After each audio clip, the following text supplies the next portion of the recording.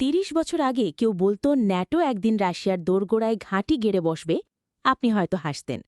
কিন্তু আজ বাস্তবতা হল রাশিয়ার সীমান্ত ঘেঁষেই পশ্চিমা সামরিক জোটের অস্তিত্ব দিনকে দিন দৃঢ় হচ্ছে। আর এই গোপন উত্তেজনা থেকেই জন্ম নিয়েছে এক অঘোষিত যুদ্ধ, যার নাম ইউক্রেন সংকট।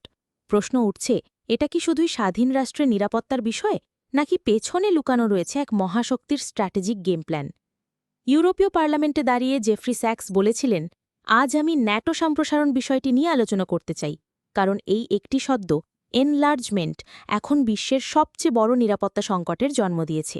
ন্যাটো সম্প্রসারণ কিভাবে পৃথিবীর রাজনৈতিক মানচিত্র বদলে দিয়েছে, সেটাই বোঝা দরকার। এই জোটের মূল কথা ছিল সম্মিলিত প্রতিরক্ষা।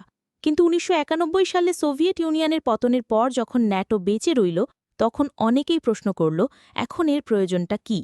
জেফ্রি স্যাক্স বলেছিলেন, বাইমাই কলম্বিয়া অ্যানামাইসিস, এই সম্প্রসারণের গুরুত্বপূর্ণ ভূ-রাজনৈতিক প্রভাব রয়েছে। উদাহরণস্বরূপ ইউক্রেনের দোনবাস অঞ্চল, যেখানে ২০১৪ সাল থেকে ২০২২ পর্যন্ত অব্যাহত সহিংসতা চলেছে। কেন এই অঞ্চল গুরুত্বপূর্ণ?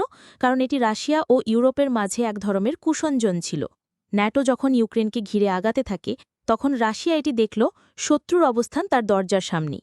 ২০০৪ সালে পোল্যান্ড, বাল্টিক রাষ্ট্রসহ একাধিক দেশকে ন্যাটোতে অন্তর্ভুক্ত করা হয়। আর ২০২২ সালের জানুয়ারির মধ্যেই এই স্ট্র্যাটেজির মূল্য বুঝতে পারল বিশ্ব।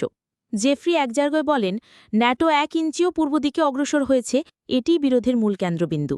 এই বক্তব্য যেন ওয়াই ন্যাটো কিপস এক্সপ্যান্ডিং ভিডিওর বক্তব্যের সাথে মিলে যায়।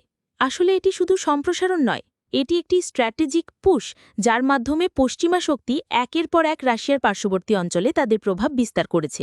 জেফ্রি আরও বলেন, এটি এমন একটি নিরপেক্ষতার নীতিকে চ্যালেঞ্জ করেছে যা অনেক দেশ মূল্যবান মনে করে। এই নিরপেক্ষতার জায়গা থেকে উদাহরণ দেওয়া যায় ফিনল্যান্ড বা সুইজারল্যান্ডের মতো দেশের। ১৯৯৪ সালে প্রেসিডেন্ট ক্লিন্টন আশ্বাস দিয়েছিলেন ন্যাটো পূর্ব দিকে সম্প্রসারিত হবে না, কিন্তু সেই প্রতিশ্রুতি ভাঙে খুব দ্রুত। ২০২২ সালে প্রেসিডেন্ট বাইডেন যখন ইউক্রেনে সরাসরি সামরিক সহযোগিতা দেন, তখন সেই পুরনো কথাগুলো আবার সামনে আসে।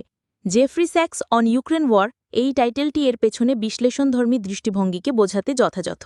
এমনকি রাশিয়া একাধিকবার ২০১৪ সালের আগেও এই পদক্ষেপের বিরোধিতা করেছে।